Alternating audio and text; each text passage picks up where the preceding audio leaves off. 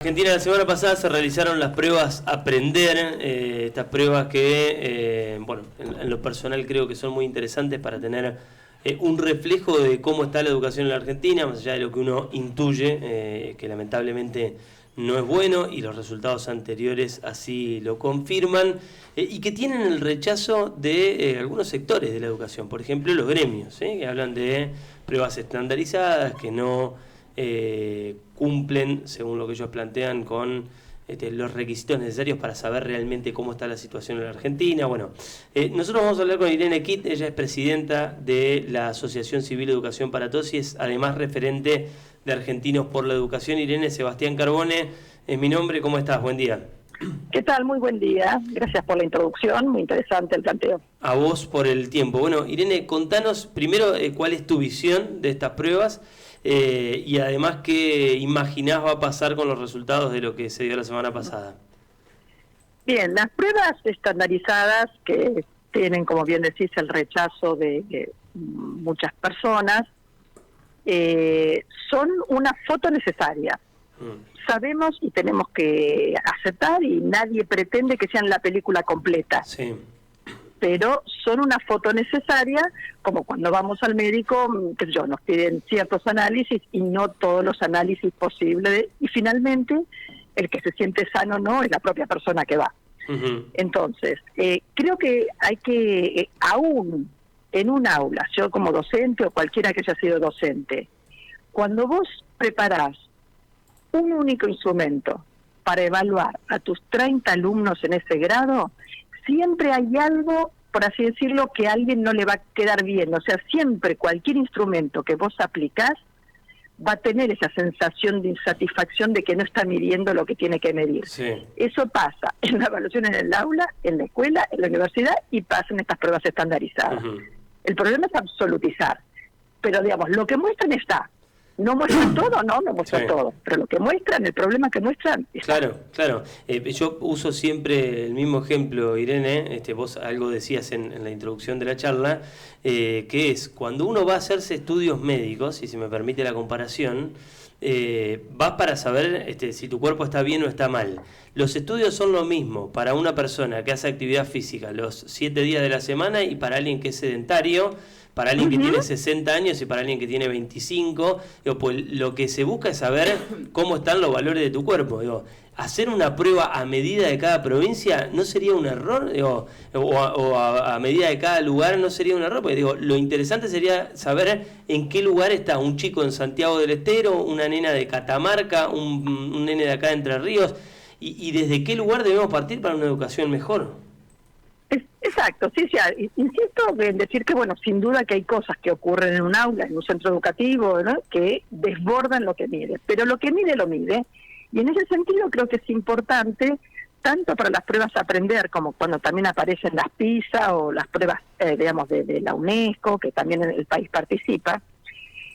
Nosotros tenemos la idea de que te toman una prueba como te tomaban al fin del bimestre, y la verdad, o sea, con los temas que se acababan de tratar. Y la verdad que esas pruebas lo que hacen el esfuerzo es de medir qué es lo que quedó como aprendizaje de largo plazo, no el aprendizaje inmediato si te acordás la fórmula tal o cual en física o el hecho histórico tal o cual, sino fundamentalmente si podés tomar un texto, extraer información de ese texto y aplicarlo, entenderlo, resolver algún problema comunicacional, por así decirlo, que plantea ese texto. Lo mismo en matemáticas, no te van a pedir de memoria, ni en la prueba Aprender, ni en PISA, ni en las pruebas CERCE, que a ver si te acordás la fórmula, viste, del trinomio cubo perfecto. No, lo que van a plantearte es un problema y a ver con qué herramientas matemáticas lo resolvés y si lo pudiste resolver en un contexto de vida cotidiana. Entonces, en ese sentido, de alguna manera, es la manera, ¿cómo decirlo?, que se relativiza esa crítica de que no se parece o no es totalmente pertinente para esta provincia, para esta ciudad, para este centro. Porque está tratando de medir lo que esperamos que los chicos se acuerden como dominio, como capacidad establecida a posteriori de la escuela, ¿no? Si saben leer, se pueden entender, se pueden resolver problemas. Pero bueno, claro, produce mucha inquietud porque es un tipo de prueba distinta a la que los docentes preparamos cuando terminamos de dar un tema y queremos saber si nuestros alumnos entendieron el tema. Es otro tipo de prueba, y si lo queremos mirar con los mismos ojos, nos vamos a encontrar con algo que nos produce rechazo. ¿Cuál sentís que es el argumento real? Por ahí coincidís, bueno, evidentemente no coincidís con los planteos de los gremios y de los sectores que se oponen, pero ¿en dónde o qué se esconde detrás de esa negativa? Digamos, hay un temor a desnudar la falencia del sistema educativo argentino, a que se vea la enorme brecha que hay entre los chicos que van a la educación, que fuimos a la educación pública o van a la educación pública, y quienes van a un colegio privado de doble escolaridad.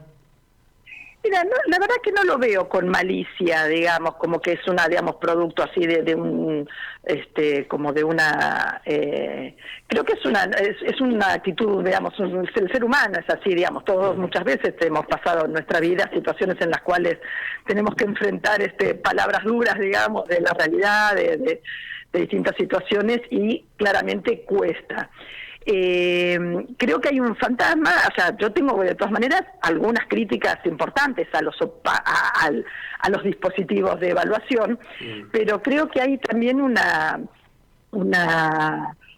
rechazo, digamos, a esta entrada al aula, o sea, sensación, yo creo que sí, que ocurre una cierta inquietud, también es cierto que muchas veces se usa para juicio, ¿no?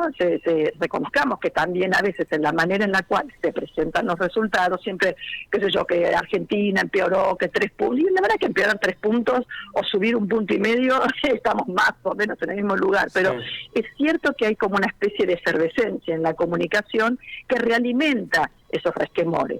Por eso creo que es importante tratar de, cuando sea que estén los resultados, concentrarnos más que en preguntar para atrás, lo mismo que le preguntarías al médico. No sé si vos quisieras, cualquiera de nosotros no quisiera, dedicar 3, 4 consultas al médico para que te explique qué comiste mal o qué no hiciste cuando tenías 10 años y por lo cual ahora tenés tal situación, sino que te diga cuál es la perspectiva y cuál es el tratamiento que tenés que hacer. Y en ese sentido creo que todos lo que está fallando, y la verdad que es una cosa que no sucede solo en Argentina, es que la información que sale de los operativos tiene un fogonazo, una semana, nos desgarramos las vestiduras y después no se generan o no se mantiene la atención por decir, bueno, ok, en lectura estamos mal. La mitad de los chicos que terminan la escuela secundaria no entienden bien no entienden bien lo que leen. Bueno, eso no se soluciona solo en el último bimestre de la escuela secundaria. Hay que trabajarlo a lo largo de toda la escolaridad. Y no clamamos, por así decirlo, por un plan sistemático de desarrollo de la comprensión lectora, sino que tratamos de encontrar culpables. Viste que los argentinos tenemos eso de satisfacer nuestra preocupación encontrando el culpable adecuado, ¿no? Irene, buen día. Mónica Frabelola la saluda. ¿Cómo te va? Buen día. Le consulto justamente sobre esto. Una vez que se tienen los resultados, ¿qué se hace? ¿Se utilizan para decir, bueno, vamos a plantear nuevas estrategias de cara al nuevo ciclo lectivo, o eso queda ahí medio en el olvido? En mi experiencia, en muy pocas provincias, se utiliza la información para plantear prioridades a futuro, prioridades concretas que salgan del plano discursivo, ¿no? Cuando salieron las pruebas Aprender 2021, que fueron sobre sexto grado, estas son censales para toda la educación secundaria, un poco lo que conversábamos a veces con colegas o en los medios, cuando hacían alguna pregunta, yo decía, bueno, lo que nos tendríamos que plantear es decir, bueno, la semana que viene, ¿cuántas horas le vamos a dedicar a la comprensión lectora? ¿Media? ¿1? ¿3? ¿5? Porque si algo es una prioridad, ocupa tiempo. Hay una variable crítica en educación que es el tiempo. ¿A qué le dedicás? No sé si son 4 horas, 5 horas, 8 horas de clase, no importa. Pero vos tenés un tiempo para administrar. ¿A qué se dedica? Y la verdad que en Argentina, como decía, que tenía que ver con este fogonazo, pocas veces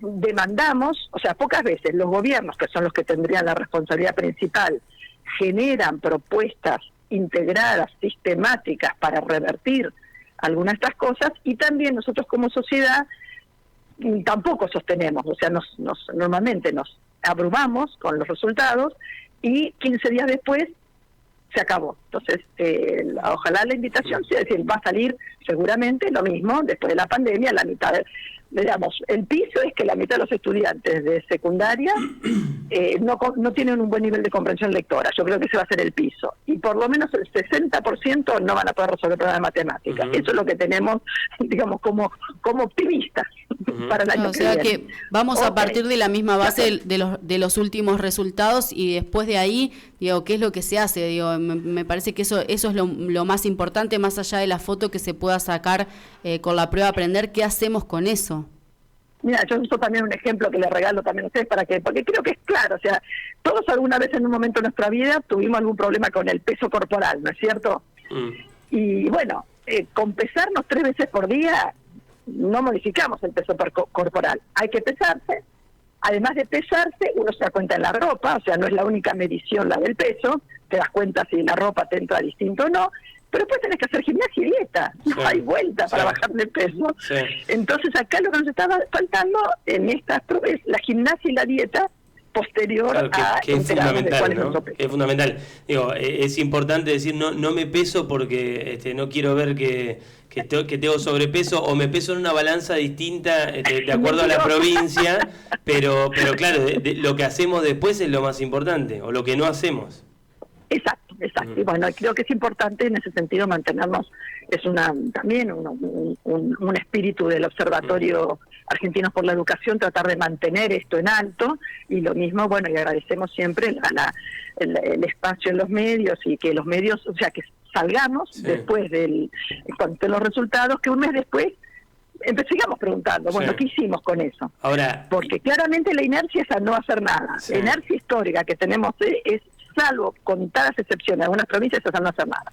Dime. Y hacer cada vez menos, porque pensaba mientras hablabas en que si vos escuchás el discurso de un político, de una política en campaña, es muy común que diga que de esto se sale con más educación, ¿no? Que el futuro de la Argentina radica en mejorar los niveles educativos, que los chicos son el futuro de nuestro país. Sin embargo, a la hora de los bifes, por si se me permite el término, eso no se corresponde, digamos, ese discurso no se corresponde con la realidad. De hecho, estamos asistiendo a un gobierno que plantea para el año que viene un ajuste muy grande. Digamos, uno lo puede entender más, lo puede entender menos, habrá quienes no lo compartan. El gobierno, es cierto que tiene que ajustar un montón sus cuentas, pero en donde más, o uno de los lugares en donde más va a ajustar es en la educación. Eso tiene muy poco que ver con esto de la importancia de la educación. Para el año que viene se espera un ajuste en educación que va por encima de los 10 puntos. ¿Sentís o te frustra esto de escuchar tanto en campaña que la educación es el camino y que después a la hora de... y no es patrimonio de este gobierno, el gobierno anterior hizo lo mismo? Sí, a ver, totalmente, y creo que obviamente estamos en una dimensión en este momento, la vida contemporánea requiere dinero, pero voy a hacer un poco algo un poco contra la corriente, voy a decir en este momento, retomando lo que voy a decir. Primero hay una cosa que no solo es para educación, sino en general. Yo he sido funcionaria pública muchos años y he sido asesor en el Congreso muchos años, así que te voy a decir 2 cosas con conocimiento directo de causa. Hacer un presupuesto con 100% de inflación es un dibujo del primer renglón al último. Contame si vos podrías hacer, cualquiera de los que están en la mesa, cualquiera de los oyentes, con sus ingresos de hoy, decir, en diciembre del año que viene voy a poder hacer tal o cual cosa. No tenemos idea. No es posible hacer un presupuesto con un contexto de un 100, un 60, un 80% de inflación. Es un objeto que hay que realizar claramente, pero no tenemos ni idea, no solamente en educación, de cómo va a evolucionar la dinámica monetaria y qué son estos números que estamos escribiendo ahora. Esa es una primera cosa que digo, me llama la atención que no surja, porque hemos tenido otros momentos de inflación argentina. Yo no era en ese momento funcionaria, sino que era empleada del ministerio, y sabía que planificabas, tenías que reservar dinero para hacer un viaje a un encuentro con supervisores en una provincia, lo reservabas 3 meses antes, cuando llegaba el momento de viajar, no te alcanzaba para comprar el pasaje y se suspendía la actividad. Ya, esto lo viví en carne propia. Entonces, pero esto sucede para el presupuesto educativo y para todo. Hay que presentar presupuesto claramente, pero sepamos que es una gran estimación. Segundo, conociendo, yo he sido asesora de la presidencia de Comisión de Educación, tanto diputados como senadores, esto ocurre todos los años de una manera u otra, y normalmente porque hay una cuestión que es cuando se hace un presupuesto, el Ministerio de Economía te manda lo que se llaman los techos presupuestarios. O sea, vos no podés presupuestar, y ahí es donde aparece esta señal que ustedes bien dicen, de que te ponen un techo. Cuando tenés que preparar el presupuesto, te pone un techo el Ministerio de Economía. A este gobierno, esto es Administración Financiera del Estado, ¿no? Eso siempre es así. Pero después, desde que yo tengo memoria, en cuanto llega el presupuesto al Congreso, se aumentan las partidas para educación, fundamentalmente para universidades nacionales. O sea, siempre hay una ronda en la cual aparecen los rectores, legítimamente van a ver al presidente de la Comisión de Presupuesto, al presidente de la Comisión de Educación, y se incrementan las partidas de universidades, y esto en la propia discusión se nivela. Entonces, el ajuste está expreso. Yo sería un poco más prudente para decir, si no es ese tipo de cosas así que tenemos a veces medio engañosas, ¿no? Y después, la otra cuestión que a mí me preocupa del presupuesto es la ejecución, porque yo te puedo dar toda la plata nominal, sí, y después te piso la ejecución, que es lo que pasó ahora con el recorte. Ese recorte me preocupa mucho más, el recorte que hubo, creo que fue en el mes de agosto, que se recortaron 50.000 millones que tenían básicamente que ver con infraestructura y con las computadoras. Y el argumento, ¿cuál fue? Que no se llegaba a ejecutar ese gasto, y por eso se recortaba. Y si no se llega a ejecutar ese gasto, quiere decir que desde enero hasta agosto no se hicieron los pasos administrativos necesarios para ejecutar ese dinero. Y ese recorte es mucho peor para mí que el recorte nominal del presupuesto, porque sé que se acomoda. Perdón que diga lo que no es lo habitual. No, es muy interesante el planteo, digamos.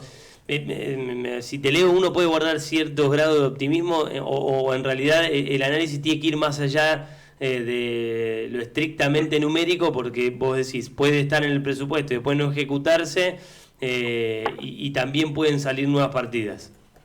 Exacto, yo creo que justamente la misma línea de lo que decíamos del aprender y los resultados, cuando esté ejecutado, cuando esté definido el presupuesto, en febrero del año que viene hay que empezar a preguntar, bueno, a ver, ¿cómo está la partida de ejecución de compra de computadoras? Porque bueno, finalmente dijimos tanto en las computadoras, y lo que se dejó de ejecutar es el dinero del Conectar Igualdad. Entonces, en febrero hay que decir, bueno, ya empezaron las licitaciones. Tenemos, porque que no se haya podido ejecutar lo que se llama inversión física, ya sea equipamiento o infraestructura, tiene que ver con que no se anticipó el proceso por el cual vos podés después concretar una obra, concretar una compra. Bueno, eso se empieza a hacer en febrero, en enero. Y después si ya no agosto es tarde. Por ahí en mayo te pasa esto, llegaste a agosto y lo tenés que resacar porque no lo ejecutaste. Irene, te agradecemos enormemente por el tiempo, es muy interesante escucharte. Un beso. Bueno, muchísimas gracias, que tengan buen día. Igualmente. Irene Kitt, presidenta de la Asociación Civil Educación para Todos y referente además de Argentinos por la Educación.